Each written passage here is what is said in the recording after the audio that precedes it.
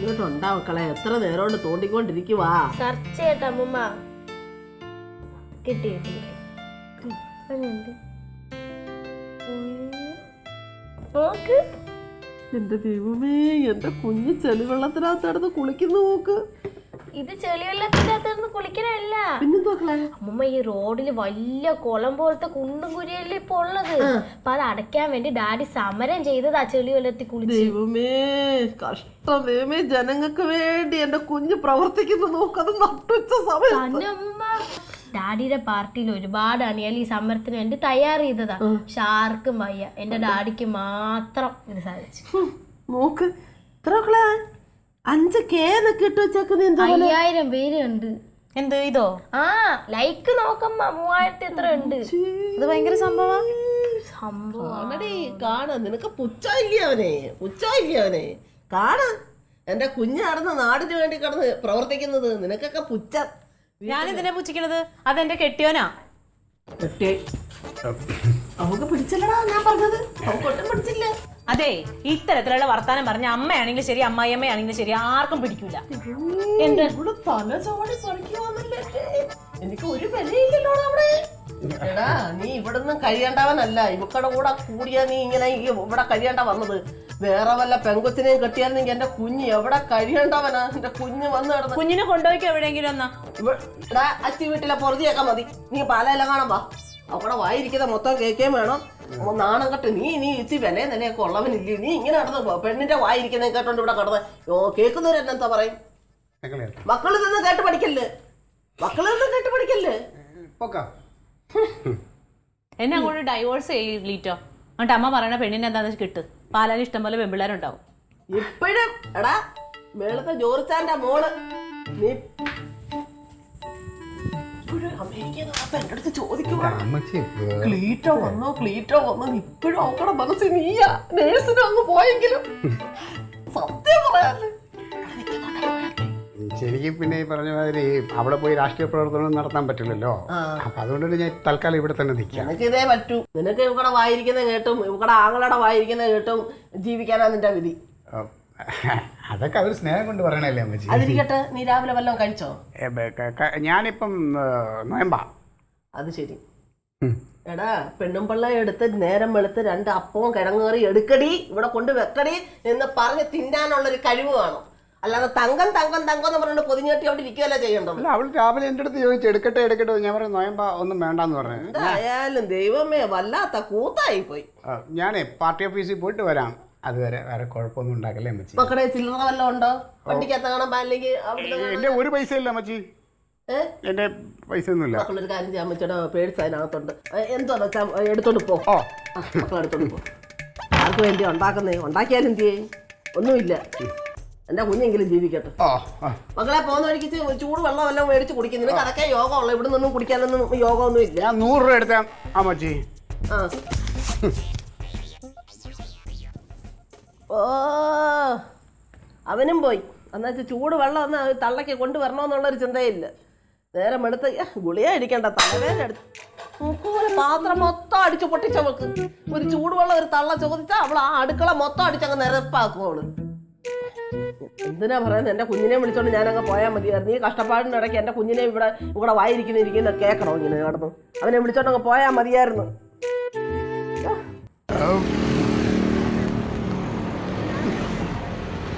ഇപ്പൊ ഇലക്ഷനൊക്കെ വരുമ്പം ഇരിക്കാനൊക്കെ ഉള്ളതാണ്. പക്ഷേ ഒന്ന് കയ്യെ കാണിച്ചാലേ. അളിയ എന്തായിരുന്നാലും അളിയൻ ആ ചെളിവെള്ളത്തിരുന്ന് കുളിച്ചില്ല മറ്റേ റോഡിൽ കട്ടറിലെ. അത് എന്തായാലും അളിയ ഒരു ഓളം ഉണ്ടാക്കിയിട്ടുണ്ട്. പിന്നെ ഞാൻ 2-3 സ്വീകരണം റെഡി ആക്കിയിട്ടുണ്ട്. പിന്നെ ഞപ്പൊന്നും പറയല്ലേ. സ്വീകരണമൊക്കെ നമുക്ക് പോവാം. പിന്നെ അളിയ ഇത് പറഞ്ഞപ്പോഴേ വേറൊരു കാര്യം ഓർമ്മ വന്നേ. അളിയ ചാനലുകാർ നിന്നെ തിരക്ക് ഓഫീസ് വന്ന് 2 പ്രാവശ്യം. ഏത് ചാനല്?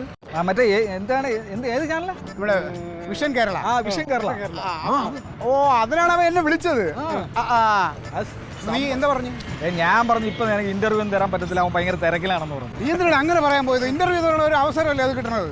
എന്റെ അളിയെ തിരക്കുണ്ടെന്ന് പറഞ്ഞാലേ നമുക്കൊരു വെയിറ്റ് ഉണ്ടാവത്തുള്ളൂ. അല്ല ഈ ചാനലുകാർ വിളിക്കുന്ന സമയത്ത് അങ്ങ് ഓടി അങ്ങ് ഇന്റർവ്യൂ ചെയ്യാൻ മതിയോ? ഓക്കെ, അത് ഓക്കെ. എന്നിട്ട് എന്നത്തേക്ക് അവർ ഇന്റർവ്യൂ ചെയ്യാന്ന് പറഞ്ഞു? അത് നിന്റെ സൗകര്യം പോലെ അവര് എടുത്തോളൂ. അത് ശരി. അങ്ങനെയാണെങ്കിൽ ഇന്റർവ്യൂ വീട്ടിലോട്ടാക്കാൻ പറയാം. അത് പറ്റത്തില്ല, അത് സ്റ്റുഡിയോയിലേ പറ്റൂ. പിന്നെ എൻ്റെ സൗകര്യത്തിനാക്കുമ്പോൾ ആ ഇൻ്റർവ്യൂ എൻ്റെ വീട്ടിൽ വെച്ച് നടത്താം, അതിൽ കാര്യമുണ്ട്. അത് എന്ത് കാര്യം? ഇടേ വീട്ടുകാരൊക്കെ അറിയട്ടുള്ള എന്നെ കുറിച്ചൊന്ന്. തങ്കത്തിന് നിന്റെ എല്ലാ കാര്യങ്ങളും പറയാം, പിന്നെ എന്താ ആരെ അറിയിക്കാനാ? തങ്കമല്ല പിന്നെ ആരാണ്? എടാ അവിടെ വേർത്തുണ്ടല്ലോ എൻ്റെ അളിയനൊരു പോങ്ങൻ, അവനൊന്ന് അറിയട്ടെ എന്നെ കുറിച്ച്. അവനെയും അവൻ്റെ ഭാര്യയും പിന്നെ നമ്മളെ കുടുംബം എല്ലാവരും കൂടെ ചേർന്നുള്ള ഒരു ഇന്റർവ്യൂ. അല്ലാതെ പിന്നെ അവരൊക്കെ എങ്ങനെ ആൾക്കാർ മുമ്പിൽ അറിയണത്? എൻ്റെ അളിയനാണ് അവനെന്ന് ഈ ഇന്റർവ്യൂവിലൂടെ ആൾക്കാർ അറിയണം. അങ്ങനെ കുടുംബം ചേർന്ന ഒരു അടിപൊളി ഇന്റർവ്യൂ ആയിരിക്കും ആ ഇന്റർവ്യൂ.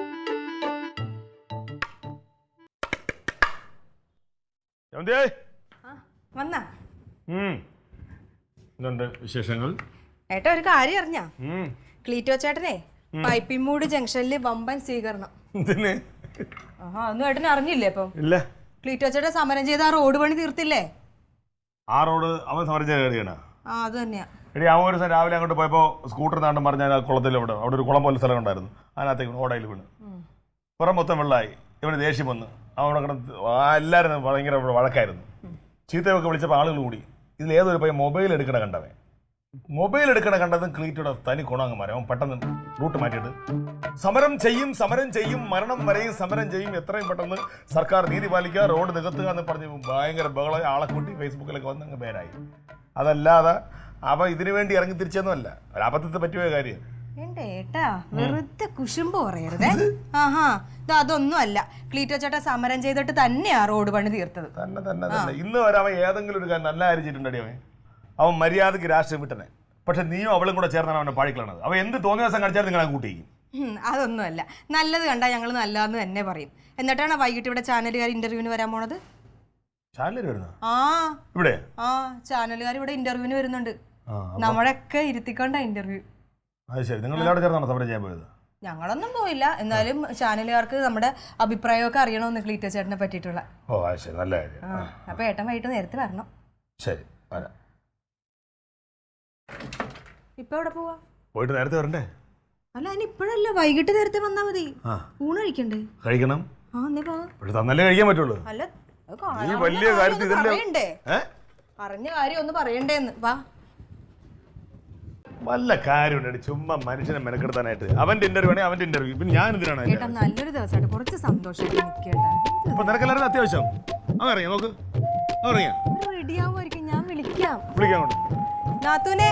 ചുമ്മാ നാത്തൂനെ വാടേ. റെഡിയായോ? പിന്നെ ഞാൻ ഓഫീസിൽ പോവാന്നൊക്കെ ഇന്റർവ്യൂവിന് എന്തൊക്കെയോ പറയാനില്ലേ? അതൊക്കെ പഠിച്ചോണ്ടിരിക്കുക. നാത്തൂനെ ഈ സാരി എങ്ങനെയുണ്ട്? അയ്യോ ഇത് നോക്കിയേ, അമ്മയുടെ പോലത്തെ തന്നെ സാരി. അയ്യോ ഇത് പ്രായമായവരെടുക്കുന്നതാ. ഇത് വില കൂടിയ സാരി, അതേപോലെ ഒന്നും അല്ലാതെ വില കുറഞ്ഞ സാരി അങ്ങോട്ട്. ഇതും വില കൂടിയ സാരിയൊക്കെ തന്നെയാ. ക്ലീറ്റോ ചേട്ടാ അവര് വരാൻ സമയമായോ? അവര് ഇപ്പൊ വരും പറഞ്ഞു. അയ്യോ ഈ സാരി ഒന്ന് മാറ്റി എടുത്തിട്ട് വരായിരുന്നു. എന്റെ കുഴപ്പമോടെ ഉള്ളു. എന്റെ മുഖം കണ്ടായിരിക്കുന്നേ, കടന്തല്ലോ കുത്തിയല്ല, നേരെ വെളുത്തപ്പോ തൊട്ട് വീർത്ത് കെട്ടിക്കൊണ്ടിരിക്കുക. എന്റെ കുഞ്ഞിന്റെ ഔദാര്യത്തിൽ ലോകം മൊത്തം ഒന്ന് അറിയാന്ന് വെച്ചപ്പോ അവനൊക്കെ എന്തിനാ ഒന്നും പറയണ്ട. നമ്മളെ മാത്രം എടുക്കാൻ ഒക്കത്തില്ലടാ.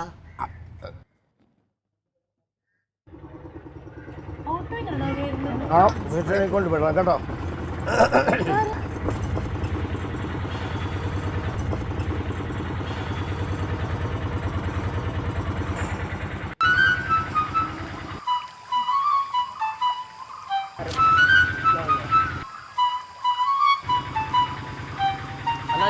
ഇങ്ങോട്ട് വന്നപ്പോ നിങ്ങളെല്ലാവരും കൂടെ എങ്ങോട്ട് പോവാ?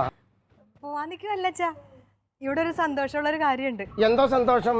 അതെ അച്ഛാ, ഇവിടെ 2 വർഷമായിട്ട് ഒരു റോഡ് പൊളിഞ്ഞു കിടക്കണുണ്ടായിരുന്നു. ക്ലീറ്റോ ചേട്ടൻ ഒറ്റയ്ക്ക് സമരം ചെയ്ത് ആ റോഡൊക്കെ ശരിയാക്കി ടാറൊക്കെ ചെയ്ത്. അയ്യോ പിന്നെ താറേ, അതെന്റെ ഉത്തരവാദിത്തപ്പെട്ടവരൊക്കെ അങ്ങ് താറിട്ടോളും.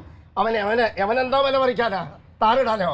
ഇവനെ താറിടുമെന്ന് ഇവന് മനസ്സിലായപ്പം വളരെ കുതന്ത്രപരമായി അവൻ പോയി സമരവും സത്യാഗ്രഹവും ചെയ്താ. അറിയാനൊക്കെ അങ്ങനെയൊന്നും അല്ല പിന്നെങ്ങനെ? ക്ലീറ്റോ ചേട്ടന്റെ ഒറ്റ കഴിവുകൊണ്ട് തന്നെ. അയ്യോ പിന്നെ അവന്റെ കഴിവിനെ പറ്റി നീ എന്നോട് പറഞ്ഞല്ലേ? കഴിവ് വേണമെങ്കിൽ നല്ല ഒന്നാം തരം തറവാറ്റി തുറക്കണം, അല്ലെങ്കിൽ നല്ല അഭിമാനവും അന്തസ്സും വിവരമുള്ള നന്ദയ്ക്കും തളയ്ക്കും.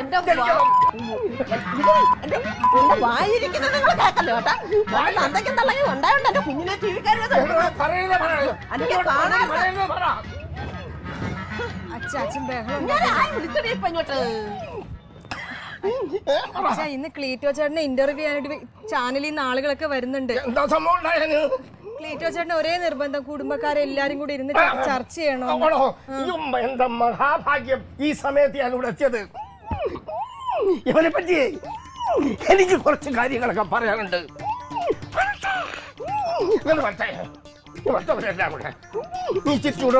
ചൂടുവെള്ളം എടുത്ത് തലയിലൊഴിയടി. എന്തുവാ ഇത്? വാ അങ്ങോട്ട്. എന്തിനാ ഇങ്ങനെ ടെൻഷൻ ആവണം? ഒരു കുഴപ്പമില്ലെന്ന്. എങ്ങനെ ടെൻഷൻ അടിക്കാൻ? എനിക്ക് അയാളെ വർത്താനം കേട്ടില്ലേ? ക്ലീറ്റ് പ്രാവശ്യം കുഴപ്പമൊന്നുമില്ല. കനങ്ങനെ ചലന്തിയൊക്കെ ഉള്ളല്ലേ ക്ലീറ്റ്? വാ. ഇല്ല തങ്കം, അയാളെ നാവിന് എല്ലില്ലാത്ത മനുഷ്യനാണ്, പലതും പറയും. എന്ന് വിചാരിച്ചിട്ട് ഇവിടെ ഇരിക്കാൻ പറ്റുമോ? എന്തായി പറയണേ? എന്ത് രാഷ്ട്രീയ ഭാവം നശിപ്പിക്കാനുണ്ടോ? അയ്യോ, ഞാൻ എങ്ങനെ? അതെ, ഒരു കാര്യം ചെയ്യാം. ഞാൻ ചാനലുകാരെ വിളിച്ചിട്ട് നിന്റെ തരാം. നീ പറ, എനിക്ക് വയ്യ, അസുഖമില്ല എന്ന് പറഞ്ഞാൽ മതി. അയ്യേ, മോശമല്ലേ അവരോടൊക്കെ വരാൻ പറഞ്ഞിട്ട്. ക്ലീറ്റ് വന്ന് ഞാൻ മോശമില്ല, നീ വിളിച്ച് പറ. അയ്യോ, ഞാൻ ഏത് സമയത്ത് അയാളെ ഇങ്ങോട്ട് കെട്ടിയെടുത്തത്? ബെല്ലുണ്ട്, പറഞ്ഞു. എനിക്ക് വയ്യ, ശ്വാസം മുട്ട്, ഞാൻ ഇപ്പൊ ചാവും. അയ്യോ, നോക്കട്ടെ, വേറെ നമ്പറുണ്ട്. നീ ചുമ്മാ ഇരി തങ്കം, ആൾക്കാർ കാണുന്ന പരിപാടിയാണിത്. ഇതടിക്കുന്നുണ്ട്, പറഞ്ഞോ. അയ്യോ, നീ വരത്തില്ലേ അവര്?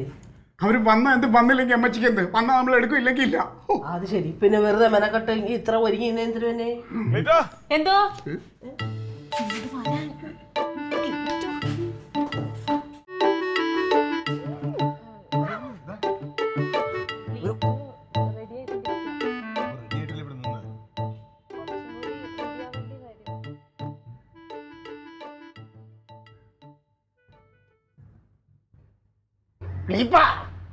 അച്ഛൻ കാര്യം ചെയ്യും, വയ്യാതെ നിൽക്കല്ലേ, ചെറിയ ഇതില്ലേ? അപ്പൊ അച്ഛൻ വേണമെങ്കിൽ അകത്ത് കിടക്കട്ടെ. എന്തുവാ നമ്മുടെ വീട്ടിനകത്ത് നല്ലൊരു കാര്യം നടക്കുമ്പം ഞാൻ വീട്ടിനകത്ത് പോയി മരുന്ന് കിടന്ന് ഉറങ്ങിയാൽ മതിയോടാ. വന്നിരിക്കുന്നുണ്ടെന്ന് വിചാരിക്കും, എനിക്ക് എന്തെങ്കിലും അസുഖം തന്നെ വിചാരിക്കത്തുള്ളൂ. ശരി ശരി, എവിടെ വന്നു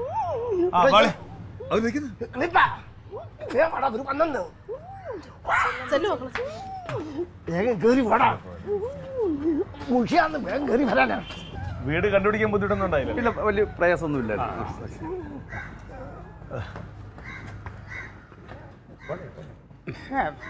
അതെ, അപ്പൊ തുടങ്ങിയാലോ?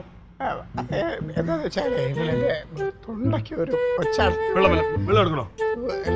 നമുക്ക് വേറെ വസ്തുവാക്കാൻ പറ്റുമോ? ചൂടുവെള്ളം കുടിക്കടാ. ശരിയാവൂല അമ്മ. കുഴപ്പമില്ല, തുടങ്ങാം. എന്താണ്, തുടങ്ങിക്കോളാം. അപ്പൊ തുടങ്ങല്ലേ?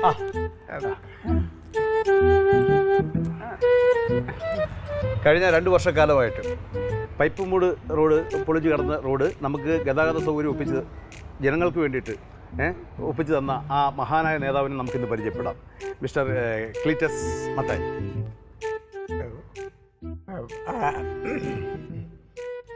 അതായത് എൻ്റെ പ്രവർത്തനത്തിന് എനിക്ക് എന്നും അതിനൊന്നല്ല എല്ലാ പ്രവർത്തനത്തിനും ഊർജം നൽകിയിട്ടുള്ള ആൾക്കാരാണ് എൻ്റെ കൂടെ നിൽക്കുന്ന ഇവരൊക്കെ തന്നെയാണ് എൻ്റെ എല്ലാ വിജയത്തിനും കാരണക്കാർ. പറയൂ. ഇത് തന്നെയാണ്, ഇവരൊക്കെയാണ് എൻ്റെ എല്ലാ വിജയത്തിനും പിന്നിൽ പ്രവർത്തിച്ചിട്ടുള്ള ആൾക്കാർ. അപ്പോൾ ഏതൊരു പുരുഷൻ്റെ വിജയത്തിൻ്റെ പിന്നിലും ഒരു സ്ത്രീ ഉണ്ടാവും. അത് ഭാര്യയാണെന്ന് നമുക്കറിയാം. കൊടുക്കാം, പറഞ്ഞട്ടെ. എൻ്റെ പേര് തങ്കം. സത്യത്തില് ഞാൻ ഭയങ്കര സന്തോഷത്തിലാണ് ഇവിടെ നിൽക്കുന്നത്. എൻ്റെ ഭാഗ്യമാണ് ക്ലീറ്റോനെ പോലൊരു ഭർത്താവിനെ എനിക്ക് കിട്ടിയത്. ക്ലീറ്റോ വളരെ സ്നേഹമുള്ളൊരു ഭർത്താവാണ്. എന്നെ ഒരു കാര്യത്തിനും ബുദ്ധിമുട്ടിക്കില്ല. പിന്നെ എനിക്ക് ആവശ്യമുള്ളതെല്ലാം എനിക്ക് കൊണ്ടുതരും. എന്നൊരു രാജകുമാരീനെ പോലെ നോക്കണതൊക്കെ. ശരിക്കും പറഞ്ഞാൽ സ്കൂളിൽ പഠിക്കുന്ന സമയം മുതലേ ഞങ്ങൾക്കറിയാം. ചെറുതായിട്ട് സ്നേഹിച്ചായിരുന്നു. അതെ. അപ്പോൾ അവിടെ വെച്ചിട്ട് ഇങ്ങനെ അന്നേ ഉണ്ട് ക്ലീറ്റോന് ഇങ്ങനെ ഒരു പൊതുപ്രവർത്തനത്തിന്റെ ഒരു സംഗതി അന്നേ കിടപ്പുണ്ട് ക്ലീറ്റോന്റെ ഉള്ളില്. അപ്പൊ എന്താ വെച്ചാല് ഒരു ദിവസം അതെനിക്ക് മനസ്സിലായത്. ഒരു ദിവസം ഞാൻ ചോറ് ഉണ്ണാൻ വേണ്ടിയിട്ട് പാത്രം ബാഗിൽ നിന്ന് എടുത്തപ്പോൾ പാത്രം അങ്ങ് വീണ് നിലത്ത് വീണ് പോയി. ചോറ് മുഴുവൻ കൊട്ടിപ്പോയായിരുന്നു. അപ്പോൾ ചോറ് മുഴുവൻ കൊട്ടിപ്പോയപ്പോഴത്തേനും ഞാനിങ്ങനെ വിഷമിച്ച് അവിടെ ഇങ്ങനെ ബെഞ്ചിൽ ഇരുന്നപ്പോഴത്തേനും ക്ലീറ്റോ വേഗം തന്നെ പോയി അടുത്ത പിള്ളേരുടെ പാത്രത്തിൽ നിന്ന് ചോറും കറിയൊക്കെ എനിക്ക് കൊണ്ട് എടുത്തു തന്നു. അങ്ങനെ ഒരു സാമൂഹ്യ പ്രവർത്തനം അപ്പം മുതലുണ്ട് ക്ലീറ്റോന്. അതെ അതെ, അപ്പൊ അന്ന് മുതലേ എനിക്കറിയാം ക്ലീറ്റോ ഈ നിലയിൽ എത്തും എന്നുള്ളത്. അങ്ങനെ ഞങ്ങളിപ്പോ അങ്ങനെ വളരെ സന്തുഷ്ടമായിട്ട് പോവാണ്. ഞങ്ങൾക്ക് ഒരു മോള്. ഇതാ ഞങ്ങളുടെ മോള്. തക്കിലേതിയോ? ആ, മോക്കെന്താ അച്ഛനെ കുറിച്ച് പറയാനുള്ളത്? ഡാഡിക്കെന്നെ ഭയങ്കര ഇഷ്ടമാണ്. ഞാൻ എന്ത് ചോദിച്ചാലും വാങ്ങിച്ചു തരും. ഇതുവരെ ഒരു കാര്യത്തിന് എന്നെ ബുദ്ധിമുട്ട് അനുഭവപ്പെടുത്തിയിട്ടില്ല. അതുകൊണ്ട് വലുതാകുമ്പോ ഡാഡിയെ പോലെ തന്നെ നല്ലൊരു പൊതുപ്രവർത്തക ആകണമെന്നാണ് എന്റെ ആഗ്രഹം. അല്ല, ആകുമായിരിക്കും. അങ്ങനെയാണ് ആഗ്രഹം അല്ലയോ? മിടുക്കി. ഓക്കെ, നമ്മുടെ ഇതിൻ്റെ ഈ പ്രവർത്തനത്തിൻ്റെ പിന്നിൽ എല്ലാ നാട്ടുകാരും ഉണ്ട്, വീട്ടുകാരും ഉണ്ട്. അതിൽ ഏറ്റവും കൂടുതൽ പ്രധാനമായിട്ട് നിൽക്കുന്ന ഒരു നമ്മുടെ പ്രിയപ്പെട്ട ഒരു അദ്ദേഹത്തിൻ്റെ അളിയനുണ്ട്. ഒന്ന് സംസാരിക്കാം.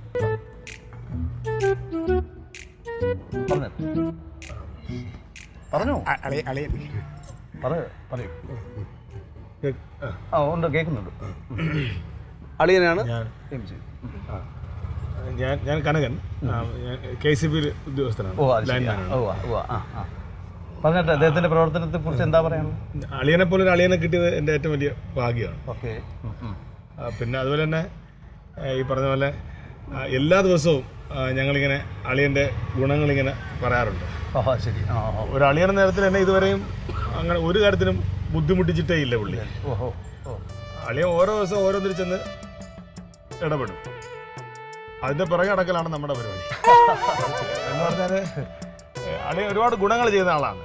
ഇപ്പൊ തന്നെ അളിയൻ ഇപ്പൊ ഈ റോഡ് ഇങ്ങനെ ആക്കിക്കൊണ്ടാണല്ലോ നമുക്കിപ്പോ ഇതിന്റെ പിന്നിൽ ഇങ്ങനെ വരാൻ പറ്റിയത്. അപ്പൊ അത് വലിയ സന്തോഷമുണ്ട്. അപ്പൊ ഇതിനെ കുറിച്ച് അവളാണ് വലിയ സന്തോഷത്തോടെ നിന്നത്. എന്താണ് പറയാനുള്ളത്? ഞാനും ക്ലീറ്റോ ചേട്ടനും ഇവിടെ വന്നു കയറിയ ആളാണ്. ശരി. എന്നാലും ക്ലീറ്റോ ചേട്ടൻ ഈ വീട്ടിലില്ലെങ്കിൽ ഈ വീട് ഉറങ്ങിയ പോലെയാണ്. നാട്ടില് മാത്രമല്ല, നമുക്ക് വീട്ടിൽ ആർക്കെങ്കിലും എന്തെങ്കിലും പ്രശ്നം ഉണ്ടായാലും മുമ്പ് എന്തെങ്കിലും ക്ലീറ്റോ ചേട്ടൻ ഉണ്ട്. എന്തായാലും നാട്ടുകാർക്കൊക്കെ ക്ലീറ്റോ ചേട്ടന്റെ ഈ ഒരു കഴിവ് മനസ്സിലായല്ലോ. അത് തന്നെ ഞങ്ങളുടെ ഏറ്റവും വലിയൊരു സന്തോഷം. എല്ലാവർക്കും അളിയനെ കുറിച്ച് പറയാനേ നേരമുള്ളൂ. പിന്നെ ഏറ്റവും വലിയൊരു കാര്യം പറയുന്നത് ഈ അളിയന്മാര് തമ്മിലുള്ള ഒരു സ്നേഹമാണ്. അതിനെ കുറിച്ച് എന്തെങ്കിലും പറയാനുണ്ടോ? ഞാനില്ലെങ്കിൽ അളിയല്ല, അളിയില്ലെങ്കിൽ ഞാനില്ല. അതെ, ഏട്ടന് എന്തെങ്കിലും പ്രശ്നം ഉണ്ടെങ്കിൽ ക്ലീറ്റോ ചേട്ടനും ഉണ്ടാവും, ക്ലീറ്റോ ചേട്ടന് എന്തെങ്കിലും പ്രശ്നം ഉണ്ടെങ്കിൽ ഏട്ടനും ഉണ്ടാവും. ഇനി നമുക്ക് ഈ വീട്ടിലൊരു കാരണവരെ പരിചയപ്പെടാം. വന്നിട്ട് അതെ, നമുക്ക് വെള്ളം എന്തെങ്കിലും കുടിച്ചിട്ട് ബാക്കി ജ്യൂസ് ഉണ്ട്. അല്ല സാറേ, പോകേണ്ട ഒരു കാര്യമുണ്ട്. ഞങ്ങൾക്ക് തന്നെ അപ്പുറത്തൊരു വർക്കുള്ള അനുവരുണ്ട്. അച്ഛന് കിടക്കണേ കിടന്നോളൂ, വലിക്കൊണ്ടിരിക്കുന്നു. എനിക്ക് കുറച്ച് കാര്യങ്ങൾ പറയാനുണ്ട്. ഇവർക്ക് തിരക്കുണ്ട്. രാവിലെ വെള്ളയും ഇട്ടുകൊണ്ട് ഇറങ്ങിപ്പോവും. രാത്രിയാവുമ്പോ പാതിരാത്രിയാവുമ്പോ തിരിച്ചു വരും. ഇവിടെ പോന്നെന്നോ എന്തിനു പോന്നെന്നോ എന്ത് പണിക്ക് പോന്നെന്നോ അറിയത്തില്ല. പക്ഷെ ഇപ്പൊ അവൻ ജനസമ്മതനായില്ലേ, റോഡ് പൊളിഞ്ഞ് നന്നാക്കി കൊടുത്തില്ലേ, മതി. നാളെ അവന്റെ MLA യോ മന്ത്രിയോ പഞ്ചായത്ത് മെമ്പറാവും, യാതൊരു സംശയമില്ല. എനിക്ക് സന്തോഷമായി. മിടുക്കനവൻ. ഇനി പണി മതി. ഈ പണിയല്ലാതെ അവൻ ഒന്നിനും പോണ്ട.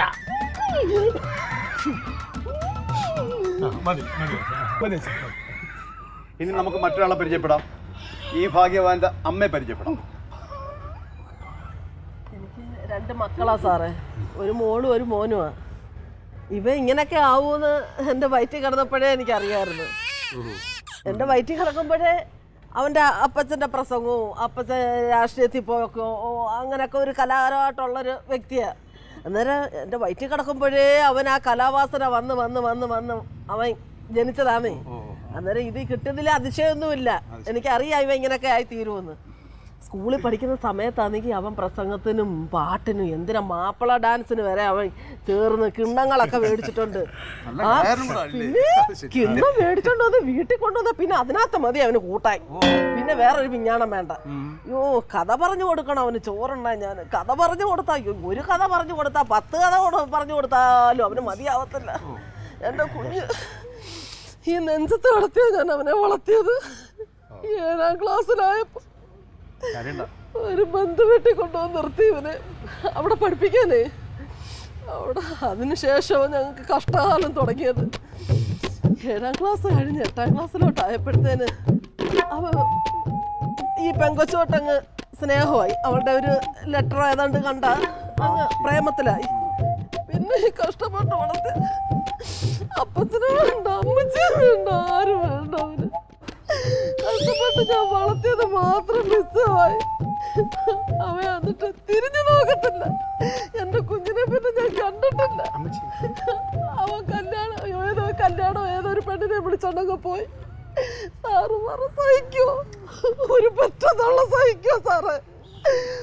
അത് പോയത് പോട്ട് അവൻ ഇന്ന് വരെ എനിക്കൊരു 5 രൂപ കാശ് എനിക്ക് തന്നിട്ടില്ല. എന്നാ പോട്ട് കൊണ്ടുപോയ പെങ്കൊച്ചിനെ നല്ല രീതിയിൽ നോക്കുക, അതുമില്ല.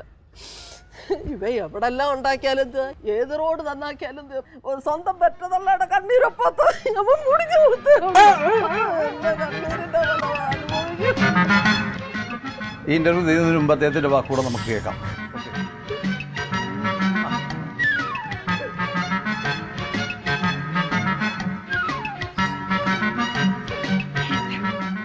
ജനിക്കണമെങ്കിൽ ഇതുപോലത്തെ ഒരു അമ്മയുടെ മകനായിട്ട് തന്നെ ജനിക്കണം.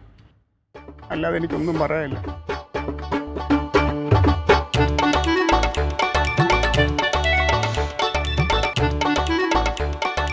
Alien versus Alien.